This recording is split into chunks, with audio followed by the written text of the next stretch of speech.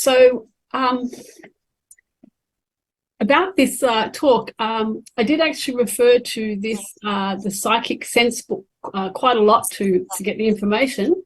And what I will do is I will go through information as relates to intuition, about Edgar Cayce's use of self-hypnosis, accessing the subconscious soul mind, universal subconscious mind and the Akashic records, using intuition and ESP, and meditation, hypnosis and regression. So I did design this, as I said, for people who didn't know much about Cayce, but Edgar Cayce is known as the sleeping prophet, a medical intuitive, the father of holistic medicine, the most documented psychic ever. He gave over 14,000 readings for more than 40 years of his life for some 6,000 people, with advice to heal body, mind and spirit. Cayce's work fed into the New Age movement and the 1960s consciousness revolution. He founded the Association for Research and Enlightenment in 1931. The ARE Press was formed. They produced hundreds of publications based on the health readings and life readings. They cover over 10,000 different topics, including spiritual development, meditation, psychic development, intuition, and prophecy. And the Atlantic University was also founded by the ARE. So this is some pictures there showing the ARE as it was. On the right here, we've got Hugh Lynn, Gertrude, Edgar the son, and then Edgar Senior. Sorry, Gladys Davis, the secretary here. Underneath is another one of Gertrude Cayce and Edgar Cayce over on the right. So Cayce went into a self-induced hypnotic trance, lying on the couch, hands placed on the middle of his forehead. He would see a brilliant gold-tinged white light flash, and that was his go signal. He knew that he would be able to proceed with the reading. If he didn't see that light, he wouldn't be able to. He would close his eyes and place his hands across his solar plexus, and he would be in trance.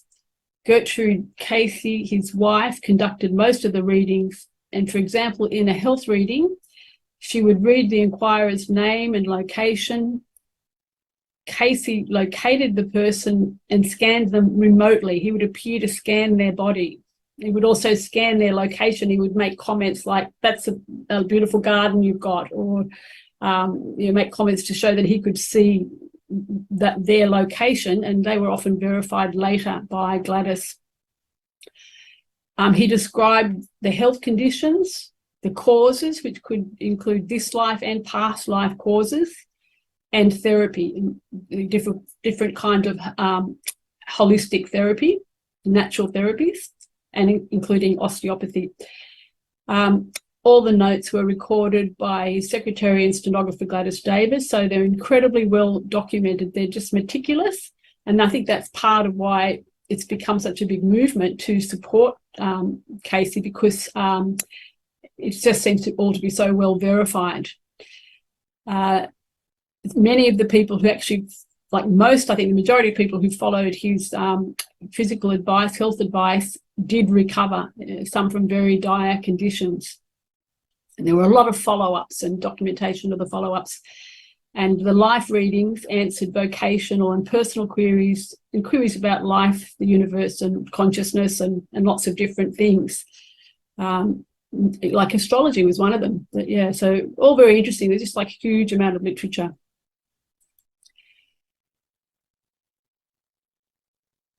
Next one. So what were Edgar Cayce's sources? In the subconscious soul mind, Edgar Cayce, about the subconscious soul mind, in Edgar Cayce on Mysteries of the Mind by Henry Reed, Cayce says that he had two sources of information for the readings. One, the subconscious mind, that is the mind of the individual, and the universal mind, and that includes the Akashic records. The subconscious mind of the person inquiring includes the soul at a deeper level of consciousness.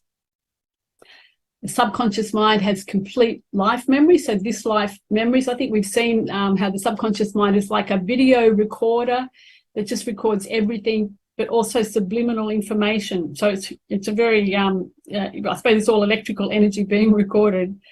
It also has all the individual's past lives memories.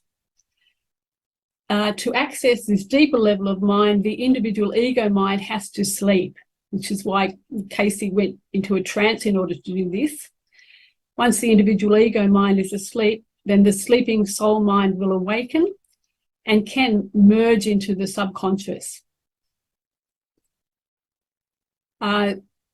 Cayce used this analogy, is illustrated here. The one mind of universal consciousness is like a star. Our individual conscious minds are part of it and like a tip or a point. So those tips are meant to represent individuals, because there's billions of them. And the spiky end of consciousness feels separate, even though it's not really, but it's kind of an illusion of consciousness. And another good analogy for the individual soul is a droplet of water. And we can easily imagine droplets of water being separated, then merging back in. The separateness is an illusion, because we can access the other levels of mind energy fairly simply through meditation, dream, and trance. We can access our subconscious minds, other people's subconscious minds, and levels of the superconscious mind.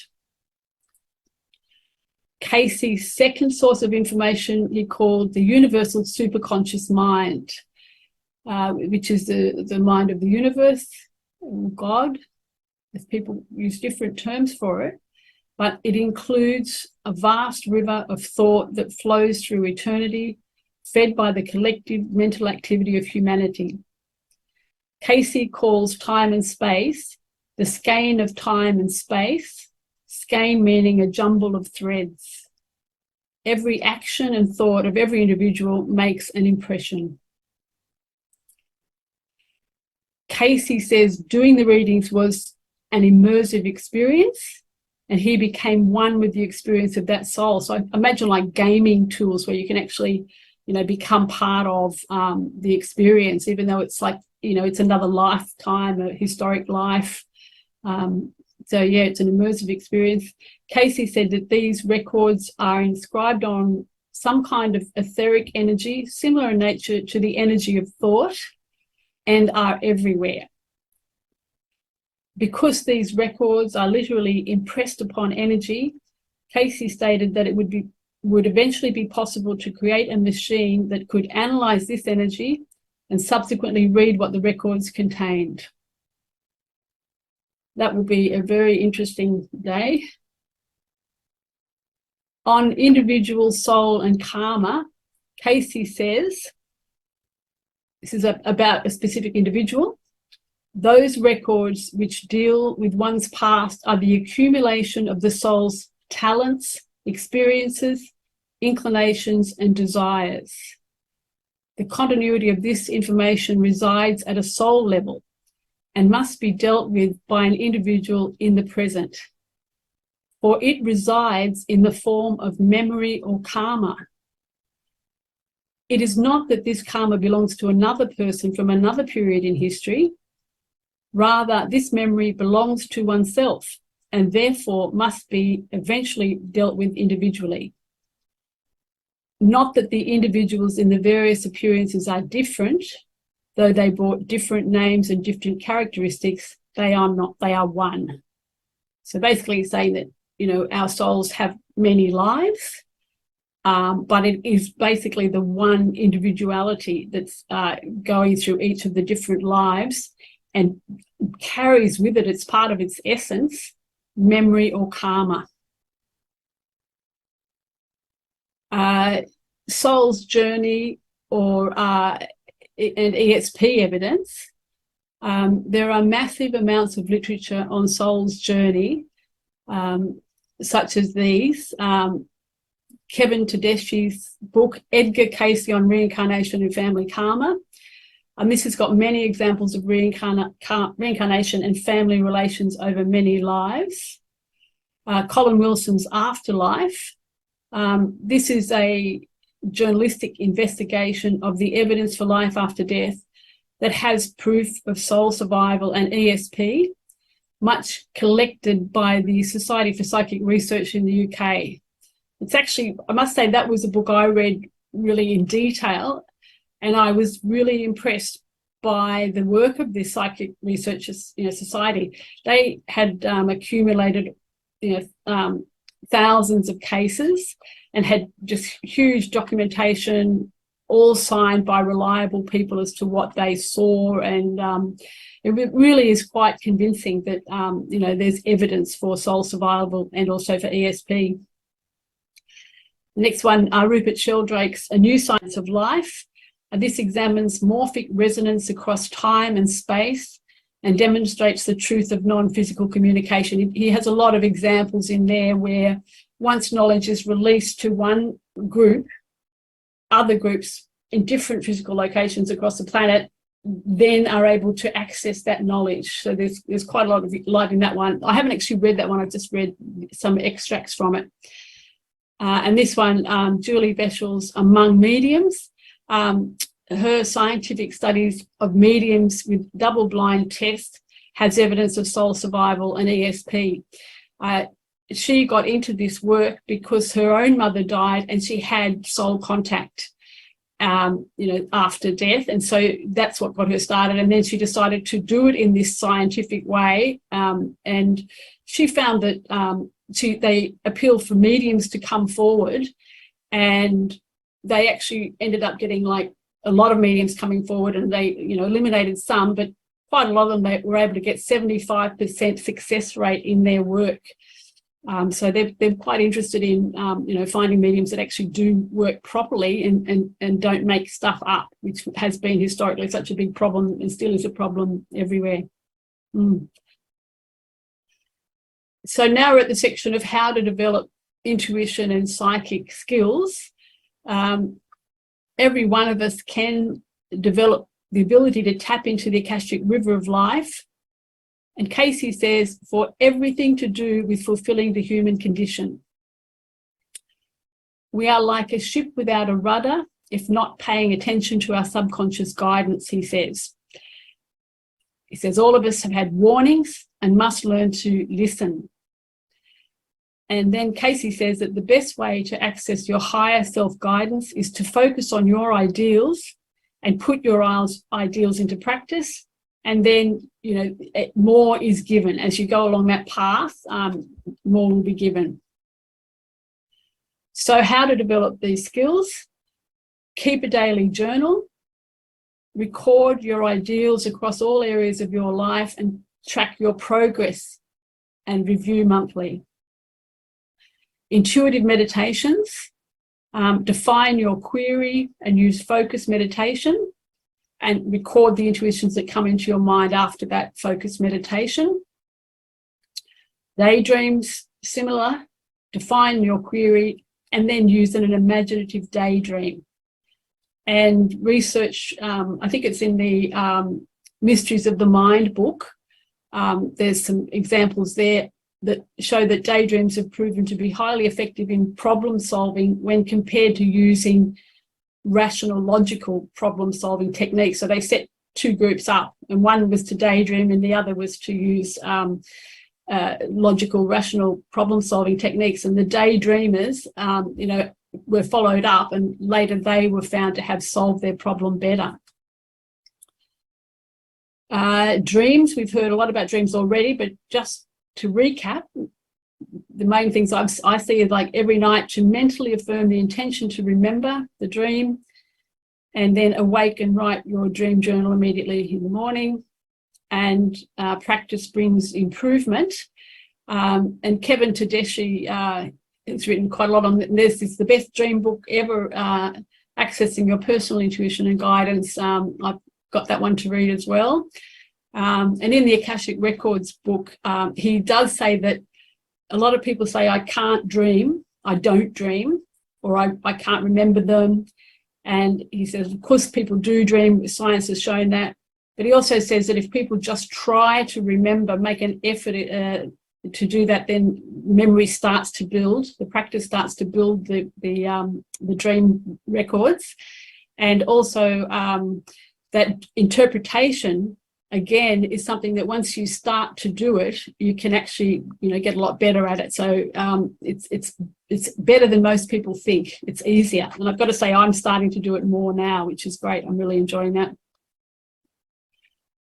I just added this little bit about astrology. Meditate on the planets, meditate on your own astrological chart. And there's that book that Keith, you recommended by Rye Red, Toward a New Astrology, an Approach of Edgar Cayce.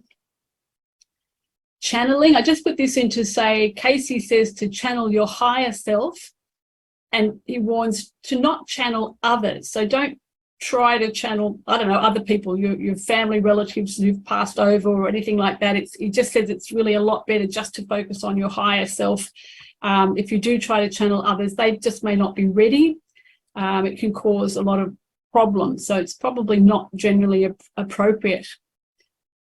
And then automatic writing, same sort of thing. In some of the readings, people were asked about whether or not they should practice automatic writing. And again, Cayce emphasised his preference for intuitive writing. Then comes the question, supposing you do get your intuition or dream, how do you know if you should follow any intuition or dream if it is from your higher self? So you can ask yourself, does it have a ring of truth? So sit and consider, is it true? Does it call you to your very best, to your ideal? Does it stretch you beyond your usual limitations? Is it expansive, your usual limits? So it's basically on the idea that your higher self wants you to do more and to do better. Does it suggest new things you can do in your life? Is it creative? So our higher selves are creative. And to discuss it with a trusted friend to ask their opinion. So just, give it common sense tests. Cayce-based meditation. So Cayce says meditation done daily will increase psychic ability. In one reading, he said as soon as 20 to 30 days. And he said that it is best done at the same time in the same place. In fact, I have a story on that one. I was neglecting to do my meditation and I got a picture. I sit and meditate in a cane chair with cushions, and I got this picture when I woke up in the morning of this empty cane chair, nobody sitting in it. And that was a sign to me that I must get back and do daily meditation. So I got myself a little chart and I tick off every day to make sure I do my meditation every day. So the way that we do it we use this meditation process in the Search for God group every week. We prepare using the head and neck exercise and the alternate nostril breathing. And then we sit for 15 to 20 minutes, whatever, we do 8 minutes, I think it is. But for a daily meditation, it's recommended to do something like, I think Cayce himself has said, 15 to 20 or more, but at a minimum 15 minutes for a breath focus meditation, that should be, or chanting meditation. So we'll come to that, the chanting method that is mentioned by Cayce. Afterwards, sit quietly and appreciate the changed level of consciousness and take a moment to let the energy levels through your body reset back to normal. That's something John Van Auken emphasised in a recent video that I shared with you guys about that came through from the ARE. Okay, so this is actually the Cayce meditation exercise. These sounds raise vibratory level. You take a deep breath and on an exhale, chant this sounds and move your attention to the body areas as shown here. So while doing the sound, you focus your mind on the solar plexus, which you say is like near the umbilicus. The E, you're focusing on the chest cavity. The on the throat cavity, and the focus on the base of the brain, and then move to the brain, the center of the brain, and then to the front of the brain. So sort of that movement. So you're bringing energy from the solar plexus up through your chest, throat, and through to the brain. I might just keep going, then we might do that just as an exercise at the end. If people want to do that, that'd be a good thing. Self-hypnosis. Cayce, I think you would say he used this as his main method. Cayce went into very deep levels, and initially had to learn self-hypnosis. So that's just to say, you know, he didn't know it immediately. He did learn it from hypnotists around him. And that's just to say we can learn self-hypnosis. And it's probably a very worthwhile, highly recommended method. And the ARE has made available many self-hypnosis videos with affirmations and visualization. So I think they're to be really recommended. I think they're really good. I've got one that I really like, but I've just got to find it again. I used to use it every day at lunchtime. I would walk down to the river and sit, you know, in the shade and play this visualization on abundance. And it's just really beautiful. I think you've always got to agree with the language. And so that's one of the problems I have with different affirmation and visualization videos, that if I just don't like the kind of things they're saying, you've really got to agree with the language. So sometimes it might be better for us to get our self-hypnosis videos from the ARE, because then you're going to get Cayce aligned language. Another method for intuition and psychic knowledge is hypnosis and past life regression. Peter Woodbury, former ARE and a psychologist, past lives regression hypnotist, says the process of running past life regression can be readily learned given a good induction script. An induction script is what takes you out of normal consciousness into hypnosis, into trance.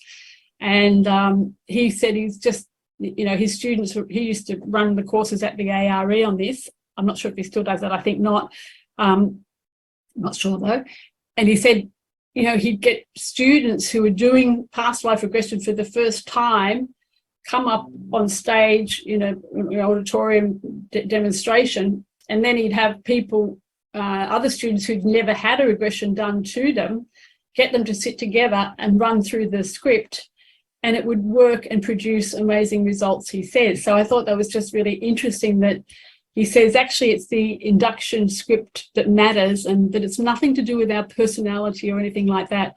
The majority of people, he said, it's like a bell curve. The ability, the sensitivity to be hypnotized is like a bell curve. So there, you know, majority of people are moderately or medium hypnotizable, and then on the outliers you get people who are very easily hypnotized and some who would never be hypnotized. But it certainly comes down to trust, because he says that it's actually what you must call it self-hypnosis, because if the person doesn't trust the hypnotist, they won't go into trance. So about this idea of using, past life regression, is that it does need to be used with care, because it can be a mentally disturbing thing for some, depending on their wellness and emotional stability.